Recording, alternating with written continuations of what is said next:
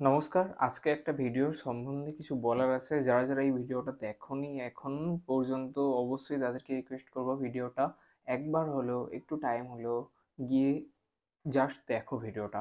খুবই সুন্দর একটা ভিডিও।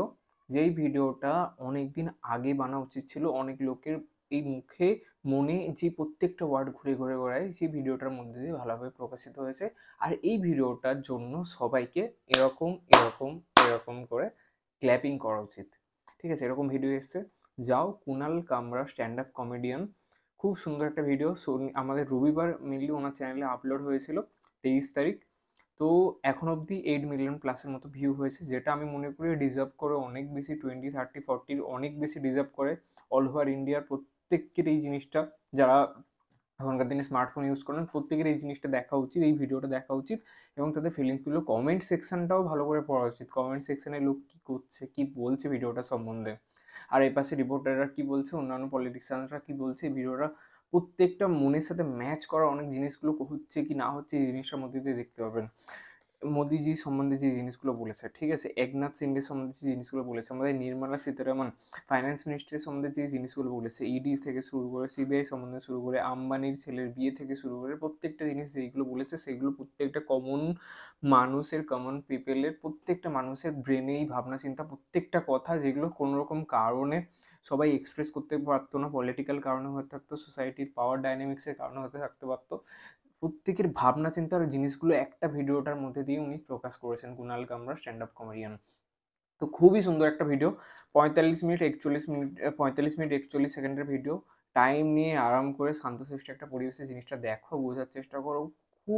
খুবই যেই জিনিসটা আগেকার দিনে কি হতো, মানে দেশ কারা চালায়? রাজনীতিরা, মানে যারা নেতা, যারা নেত্রী যেসব থাকে, রাজনৈতিক দলের যারা লিডাররা থাকে তারাই চালান। কিন্তু তাদেরকে কিছু কারণে যে কমন প্রবলেম, মানুষের যে প্রবলেমগুলো হচ্ছে সচরাচর সাধারণত সব একদম ডাইরেক্টলি বলা যেত না। আগেকার দিনে কী হতো, কবিরা বিভিন্ন কবিতার মধ্যে দিয়ে একটা আর্ট ছিল, আর্ট ফর্মের মধ্যে দিয়ে বলতো। এখনকার দিনে কেউ তো ওরকম কবিতা লিখছে না। এখনকার দিনে এই জিনিসটা এসে স্ট্যান্ড আপ কমেডিয়ান।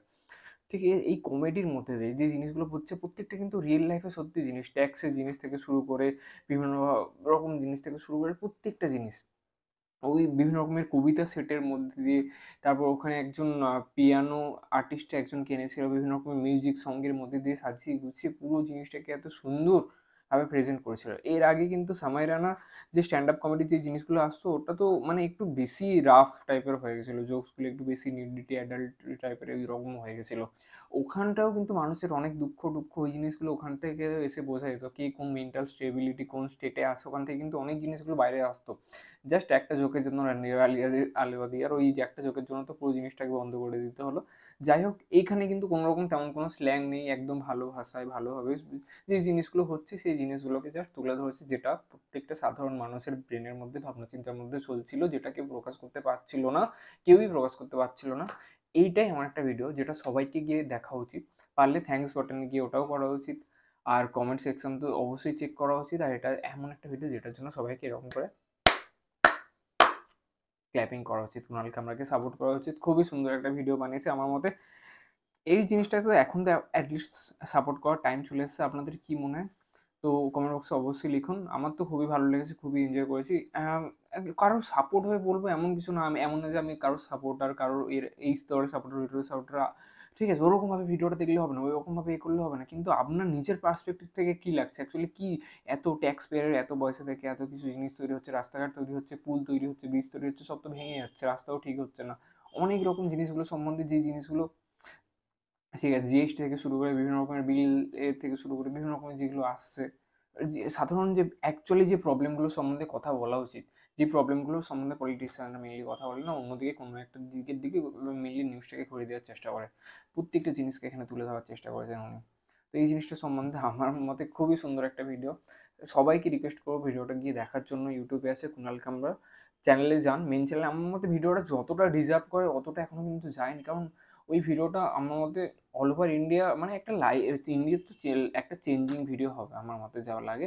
আপাতত আমার খুবই বলা যায় না কখন ইউটিউব থেকে রেস্ট্রিকশন এসে কখন তুলে না দেয়। আমার মতে ওটা হবে না, কারণ এখনকার দিনে ডোনাল্ড ট্রাম্প ওখানে আমাদের, ঠিক আছে?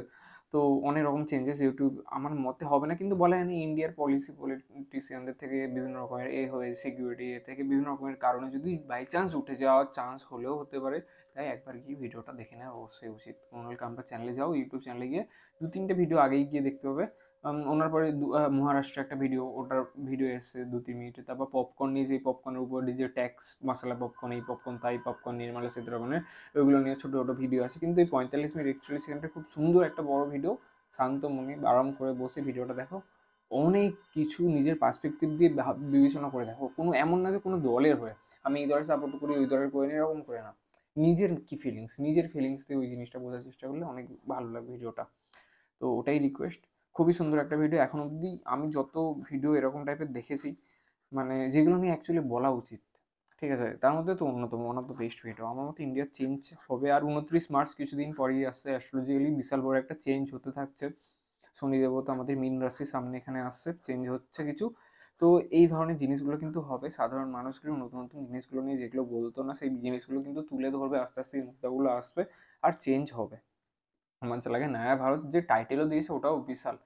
এই ডিসক্রিপশন বক্সে কিন্তু তেমন কিছু নেই, খুবই সিম্পল, খুবই একদম বেসিক, কোনো কিন্তু খুব একটা বেশি কাট টাট নেই। ভিডিওটা কিন্তু আমার মতে বেশ কিছুদিন আগে শ্যুট হয়েছিল, আর ভিডিও শেষে কিন্তু উনি বললেন যে আমার কোনো একটা টাইমে, পার্টিকুলার টাইমে গিয়ে এটা কিন্তু আপলোড করবো।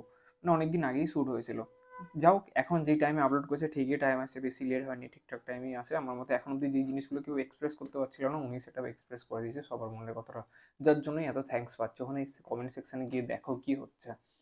তো এই একটা ভিডিও আমার মতে ক্ল্যাপিং হওয়া উচিত যেটার। তো কেমন লাগবে ভিডিওটা দেখে অবশ্যই আমাকে সাথে যুক্ত পারেন, কথা বলতে পারেন, কন্ট্যাক্ট করতে পারেন। আজকে ভিডিও এখানে শেষ করছি, দেখা হচ্ছে নেক্সট ভিডিওতে। Thank you. রিকোয়েস্ট থাকবে ভিডিওটা গিয়ে দেখার, একবার হলেও একটু টাইম দিয়ে হলেও একটু দেখার জন্য। খুবই ইন্টারেস্টিং, খুবই ভালো লাগবে। Thank you.